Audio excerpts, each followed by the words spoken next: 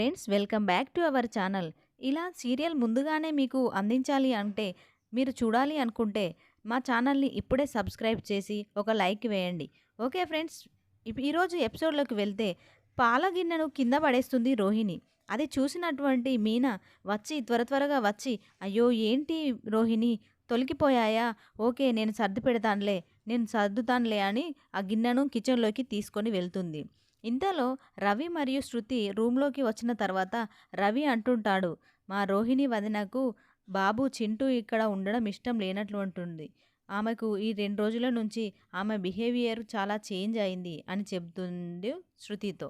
అవునా, నేను వెళ్ళి అడిగొస్తాను అని వెళ్తుంది శృతి. వద్దు శృతి అనడంతో వినకుండా వెళ్ళి రోహిణితో అడుగుతుంది, ఏంటి రోహిణి, నీకేమైనా ఇబ్బంది అనిపిస్తుందా చింటూ మీ రూమ్లో ఉంటే? ఎందుకో తేడాగా కనిపిస్తున్నావు అంటున్నాడు రవి అనడంతో, అదేం లేదు శృతి, అలా ఎందుకు అనుకుంటున్నావు, నాకేం ప్రాబ్లం లేదు, ఒక్కరోజైతే అయిపోతుంది కదా అని అంటుంది శృతితో రోహిణి. అలా అయితే ఓకే, నో ప్రాబ్లం. లేదు నీకేమైనా ప్రాబ్లం ఉంది అంటే నేను మీనాతో మాట్లాడతాను అని శృతి చెబుతుంది. అందరికీ ఒకటే రైట్స్ ఉంటాయి, ఈక్వల్ రైట్స్ ఉంటాయి మన ఇంట్లో. నువ్వు అలా ఏం అనుకోకు రోహిణి, చెప్పు, నిజంగా చెప్పు, నీ మనసులో ఏముంది అని అంటుంది శృతి. అదేం లేదు అని చెబుతుంది రోహిణి. ఇంతలో అక్కడికి వస్తుంది మీనా. ఏంటి, ఏం మాట్లాడుకుంటున్నారు అంటే ఏం లేదు అంటుంది రోహిణి. సరే, పాలు ఇంకా వేరే గిన్నెలో పోసి స్టవ్ మీద పెట్టాను, కొంచెం చూడు రోహిణి అని చెబుతుంది రోహిణితో. సరే అంటుంది రోహిణి. ఇంతలో మళ్ళీ బాలు వస్తాడు. ఏంటి, ఈ డబ్బుడమ్మ ఏమో నీతో మాట్లాడుతుంది అని అంటాడు. ఏ, చాటుగా ఉండి విన్నావా అని అంటుంది రోహిణి. ఇంత పెద్ద లంకంత కొంపలో వినకపోవడానికి ఇదేమన్నా ప్యాలెసా, అగ్గిపెట్టంత ఇల్లు, కిచెన్లో ఉంటే అన్నీ వినబడుతున్నాయి అంటాడు బాలు. అదేం లేదు, ఏమనడం లేదు అని చెప్తుంది రోహిణి. నాకెక్కడో డౌట్ కొడుతుంది, చింటూ వచ్చినప్పటి నుండి నీలో ఏదో తేడా కొడుతుంది అని అంటాడు బాలు. ఇంతలో సత్యం మరియు ప్రభ ఊరి నుంచి గుడికి వెళ్ళి వస్తారు, ఆటో దిగి వస్తారు. ఆటో దిగినటువంటి సత్యం, నేను ఇక్కడ మన ఫ్రెండ్కి జ్వరం వచ్చింది, చూసేస్తాను ప్రభా, నువ్వు వెళ్ళు, నేను ఇప్పుడే వస్తాను 10 నిమిషాల్లో అని ప్రభాను లోపలికి పంపిస్తుంది.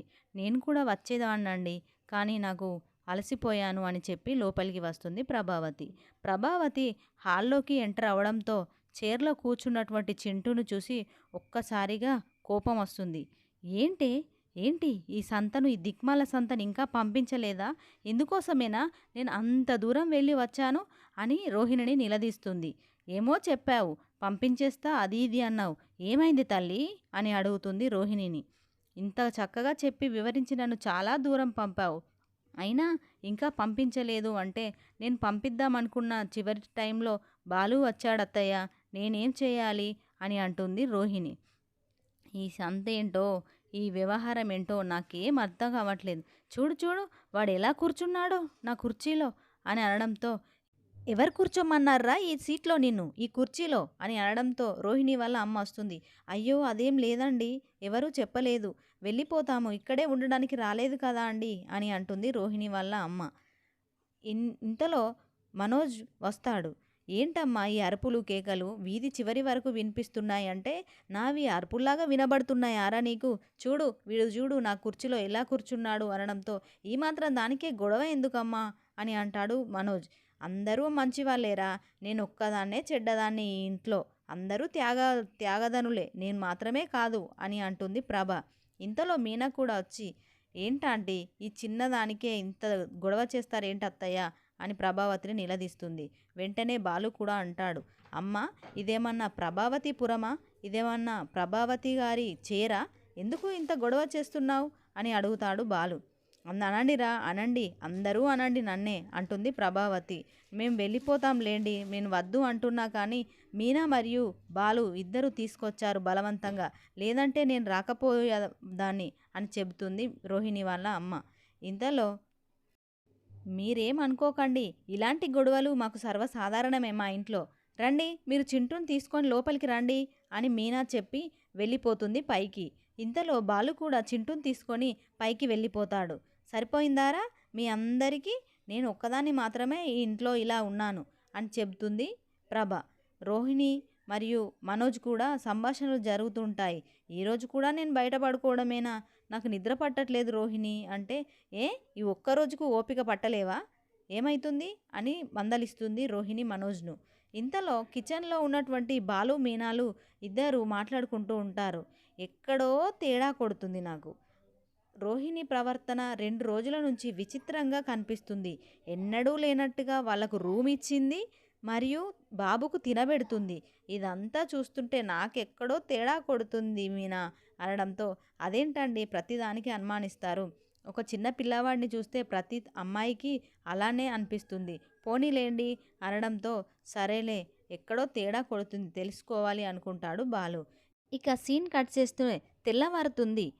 రోహిణి చింటూ దగ్గరికి వచ్చి, ఆ నాన్న ఈరోజు నీ కట్లు విప్పేస్తారు, నువ్వు అన్నీ చూడొచ్చు అని చెప్తూ బాబుని దగ్గరికి తీసుకుని దగ్గరికి ముద్దు చేస్తుంది.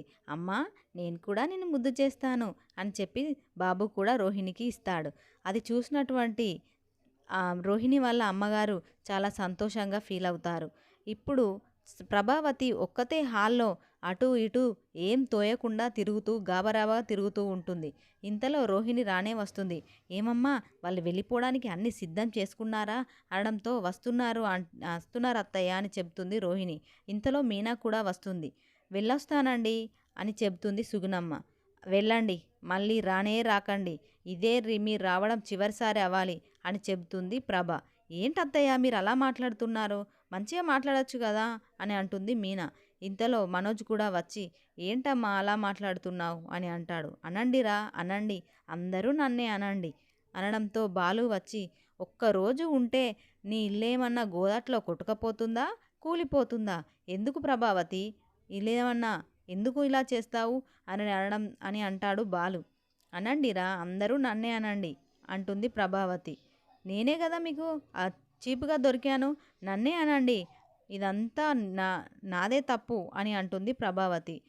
అవును, నానమ్మల దగ్గర పెరిగిన వాళ్ళందరూ ఇలానే తయారవుతారా, ఇలానే తయారవుతారంటే అవును మరి, ఈ సంస్కారవతి అయినటువంటి ప్రభావతి దగ్గర పెరిగినటువంటి వాళ్ళు ఒకడు పార్కులో పల్లీలు ఏరుకొని తింటాడు, మరొకడు లేచిపోయి వస్తాడు, అంతే మరి అని అంటాడు బాలు. ఇంతలో రోహిణి కోపంగా ఫీల్ అవుతుంది. ఎందుకు అంటే ప్రభావతి అంటుంది, వీడెవడో, ఎవనికి పుట్టాడో, వీడి తల్లి ఉందో లేదో, పోయిందో చచ్చిపోయిందో, ఎక్కడికైనా ఎవరితోనైనా లేచిపోయింది అనడంతో రోహిణికి కోపం వచ్చి, అత్తయ్య ఏం మాట్లాడుతున్నారు మీరు, చిన్నపిల్లవాడి ముందు అలానేనా మాట్లాడడం అని గట్టిగా అరుస్తుంది రోహిణి. అవునమ్మా అవును, అందుకే కదా మమ్మల్ని అందరినీ బయటికి వెళ్ళగొట్టి నువ్వు వాళ్ళని పంపిస్తా అని చెప్పావు, ఏదమ్మా మరి ఏది అని అడుగుతుంది రోహిణిని. అవునా, మీరు ఇంత గూడుపుటాని చేశారా, అప్పుడే అనుకున్నా నేను, మమ్మల్ని ఇంత ప్రేమగా చూస్తుంది, అన్నం తినపెడుతుంది, రూమ్ త్యాగం చేసింది ఏందమ్మా ఈ పార్లలమ్మ అమ్మ అయిపోయింది ఏంది అని అనుకున్నాను, ఇప్పుడు తెలిసింది నాకు అసలు విషయం అని అంటాడు బాలు. ఇంతలో ఎపిసోడ్ ముగుస్తుంది ఫ్రెండ్స్. అప్కమింగ్లో బాబుకు కట్లు విప్పడంతో ముందు రోహిణి చూస్తుంది. తల్లి ఎదురుగా ఉన్నటువంటి చింటూ చూసి చాలా సంతోషంగా ఫీల్ అవుతాడు. దగ్గరికి తీసుకొని ముద్దులాడుతుంది రోహిణి. ఇంతలో మీనా మరియు బాలు కూడా వస్తారు. ఏంటి పార్లలమ్మ మాకన్నా ముందే వచ్చేసావు అంటే మీనా అంటుంది, అమ్మ అనిపించుకుంటుందేమో అండి, పోనీలేండి అనడంతో, సరేలే అని అనుకుంటుంది మీనా బాలు. చూడాలి ఫ్రెండ్స్, అప్కమింగ్లో బాలుకి డౌట్ వస్తుంది రోహిణి పైన, ఒక కన్నేసి పెడతాడు, ఎలా అయినా ఈ నిజాన్ని బయట పెట్టాలి అని మనసులో అనుకుంటాడు బాలు. చూద్దాం ఫ్రెండ్స్, అప్కమింగ్ ఎపిసోడ్లో ఎలా రోహిణి యొక్క బండారాన్ని బయట పెడతాడో బాలు, వేచి చూడాల్సిందే friends. Thank you for watching, please subscribe friends.